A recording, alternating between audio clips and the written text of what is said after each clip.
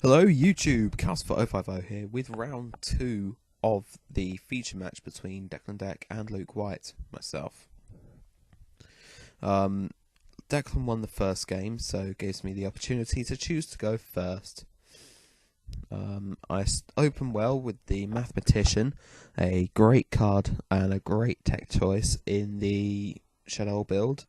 Well, I say tech choice, it's in nearly every decent shaddoll deck going because of the sheer explosive force it can bring. With its effect, I send Shaddoll Lizard to the graveyard, which will allow me to send another Shaddoll to the graveyard, which will be Hedgehog. And with Hedgehog, I believe I go straight for the Falcon. I think about it for a second, thinking whether I want to go for an attack or get the best monster, or one of the best monsters in the deck. So I do add the Falcon in the end, setting 2 cards and passing my turn. So a semi-decent opening on my part. However, Declan retaliates with a Foolish Burial. Now, this means it means the camera got knocked. But apart from that, the Declan's able to make just as good a start as I am without having a normal summoned monster already. So he sends the Lizard, which in turn sends the Beast, and the Beast will allow him to draw a card.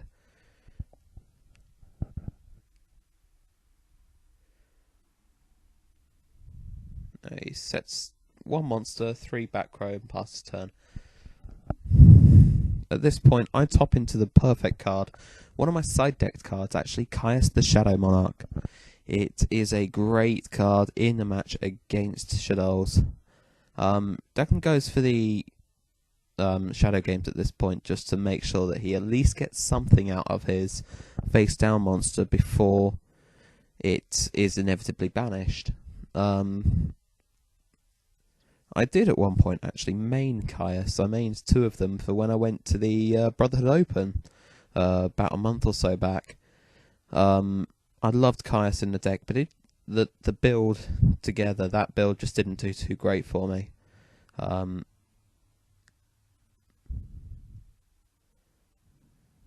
Declan will take 1,000 life points from having his Dark type Falcon banished, putting the life points to 7,000 on his part and 8,000 on my part. I won't be keeping an accurate score of life points because, well, I kind of don't have the bits of paper that it was written down on. I should probably do that in future though, and I may well do. I may well keep the life points just so I can give a better commentary. After the Caius, I go for the Shaddoll Fusion, sending Falcon and I believe another Lizard. Yes, it was another Lizard. Summoning Midrash, setting Falcon, and the Lizard will send the Dragon, which pops another of his another one of his Shadow Games. Now, admittedly, at this point, I am a little frustrated at the fact that he's managed to get both Shadow Games off in this, 2 of the 3 Shadow Games off in the space of 1 turn. However, the game is far from over. He uses it to flip his Beast, allowing him to draw those precious 2 cards and discard 1 of them.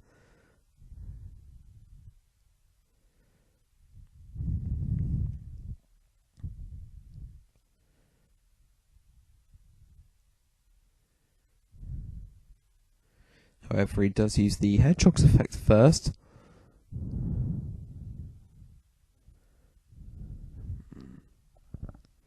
The Hedgehog adding the Falcon. Now, after getting his use out of the Shadow Games anyway, there is no other responses, so I consider for a moment, proceed to battle phase, and go on the offensive.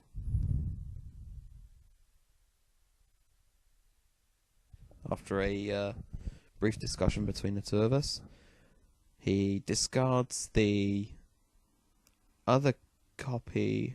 Oh no, sorry, that's the collapsed serpent. He discards there, I do believe. The attack from Caius destroying his beast, and unfortunately my Midrash getting banished. So through Dimensional Prison, which does put me at a slight disadvantage, but I am still on a relatively good board.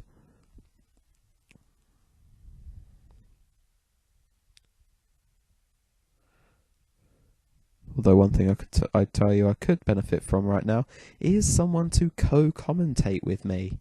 I do apologise for these brief pauses of silence. However, it's kind of hard to say things when nothing's happening in the game at that point and you're on your own, so you can't bounce ideas off of anyone, you can't talk about strategies and things without other input. So I definitely will be in future trying to get someone to to commentate on these with me. Anyway, after setting 3 and a monster passes his turn, it goes to my turn. I flip the Falcon. As you saw, he gets negated with breakthrough skill. After summoning a hedgehog, he decides to torrential tribute, resetting his Falcon and giving me a couple of effects as well. However, after that, I pass my turn.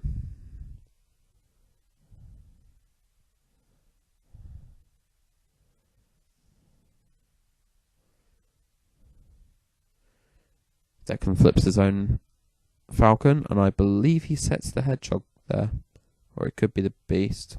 He swings for 600 just to poke a bit of damage onto me.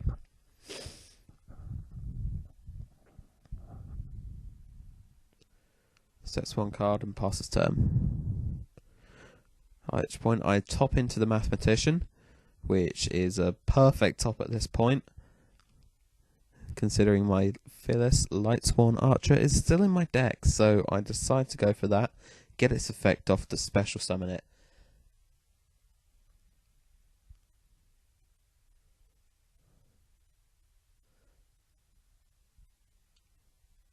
At which point I go straight for the Synchro Summon and bring out the Arcanite Magician in defense mode. With its 2 counters, it can poke off 2... Well, its effect is, for those of you who don't know, when it's summoned, it gains 2 counters, and you can take off one of those counters to destroy 1 card on the field. For each of those counters it still has left on him, he gains 1,000 attack points. So he would be a 2/4 attacker.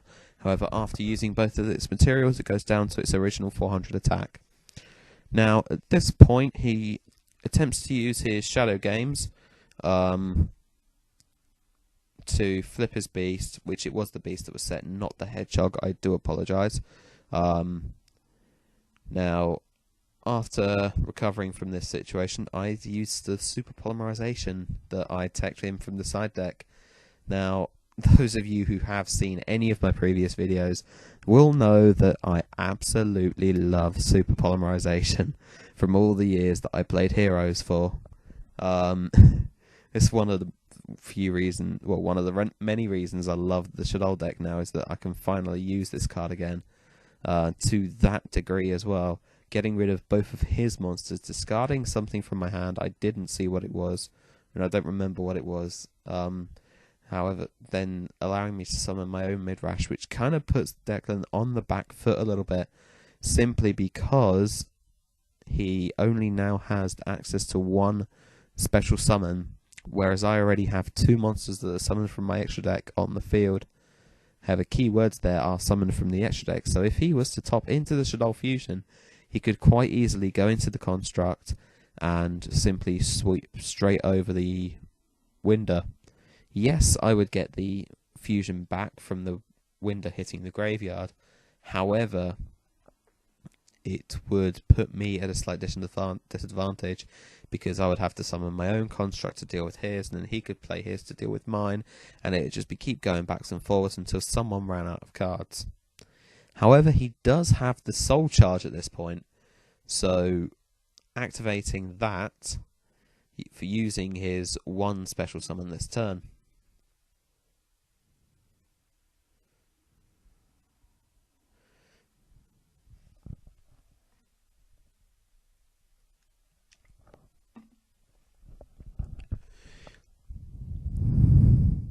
So we can see here he's decided to summon 2 monsters, paying the 2,000 life points required to summon them. After which he banishes his breakthrough skill to negate the effect of Winder, allowing him to special summon as many times as he wants this turn now. There was a slight misunderstanding on my part as to as to exactly how much of the effect that breakthrough skill negated, but after realising that it is the entire effect that it negates, the duel carries on, and Castell, the Avian Sky Blaster, is used to get rid of the Winder and any problems there. You see the fusion come out as well, which is what I feared from the start. So yeah, he's pulled it back rather well, admittedly. So sending the Hedgehog, and at this point I believe he sends the Wyver Buster. I can't quite remember, but if he sends one of the dragons to the graveyard, I believe he can add the other one to his hand as soon as it hits there. No, I was wrong. He sends the Collapse Serpent, the Dark type one, so he can access Winder. For, well, basically doing exactly the same thing I just did.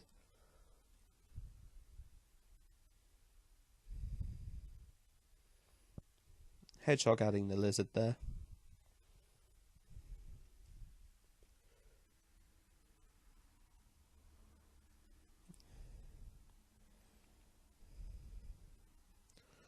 He passes turn because he's unable to attack due to Soul Charge. I simply set one and then my turn.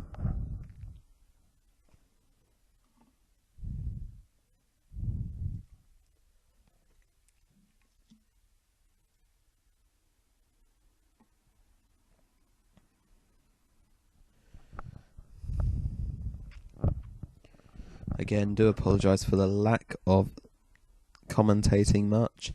And the brief pauses of silence. However, it's hard to commentate on things when nothing's happening. At the moment, he decided to go straight up for an attack, walking straight into my Falcon. Grateful for this, I set my Beast face down in hopes that I may be able to claw back a hand advantage of some description. Although it's more than likely that I might lose this because of the way the game state is going. Now he responds with the Different Dimension Ground. It's a trap card that forces all cards that are sent to the graveyard to be banished instead for the rest of this turn. So it's a macrocosmos for a turn, basically. A great tech against shadolls, especially when you're using shadolls, because now, as Declan pointed out, I'm in a very bad situation. Fortunately, I had a dead Dark Arm Dragon in my hand, so I could drop that with Beast's Effect. Now, I decide to attack his Winder straight away, knowing that if I banished it under his own card, he wouldn't get the fusion back. So, after setting one monster, I end my turn. It was the Hedgehog, and I was hoping that I could have flip summoned it and gone into the fusion card to help bail myself out of something. However, he flips his Squamata, destroys the Hedgehog, so I get the wrong effect off.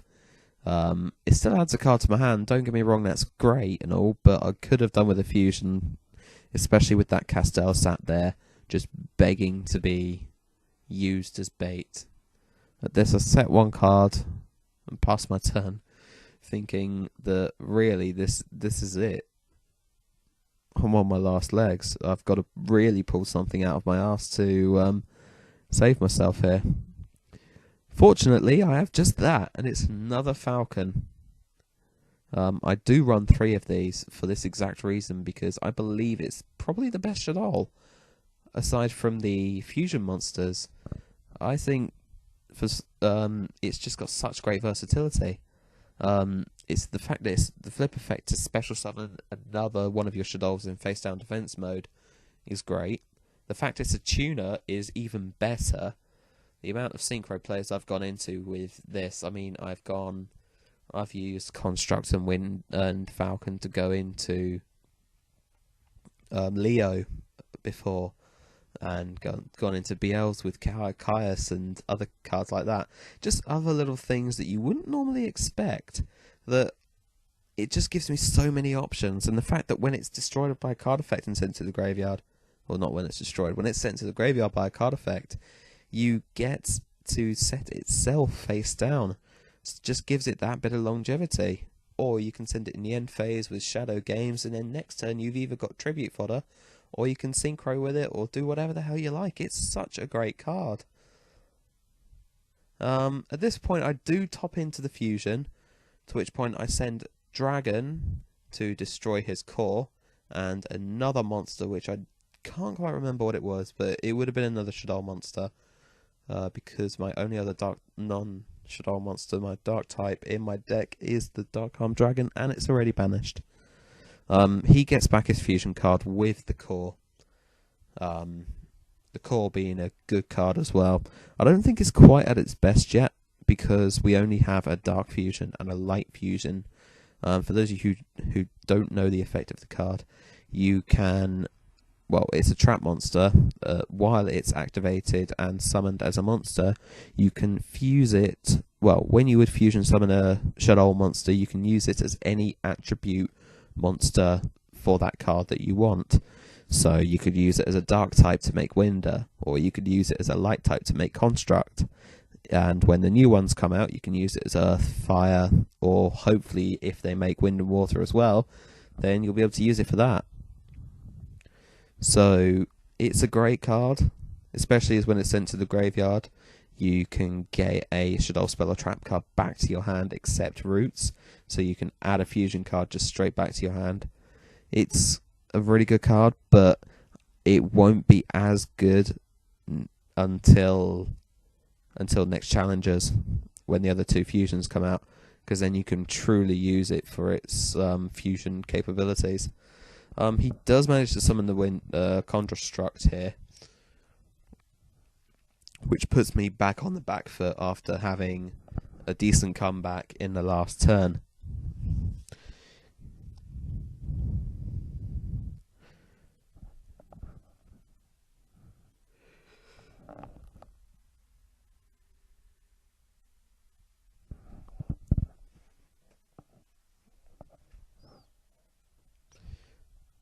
Carefully considering what the next move will be here.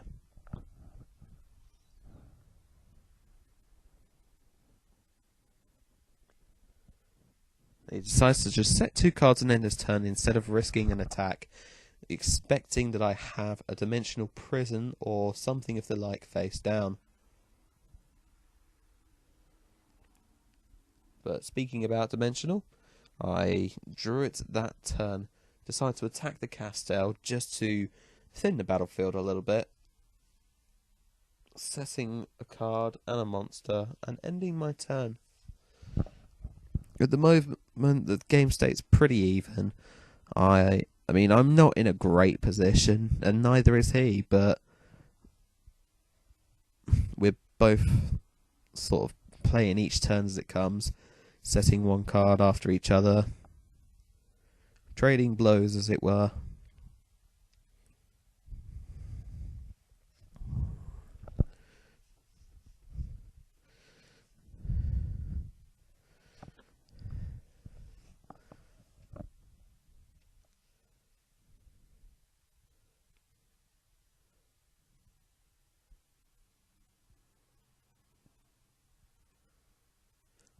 No, he sets 1 card and ends his turn.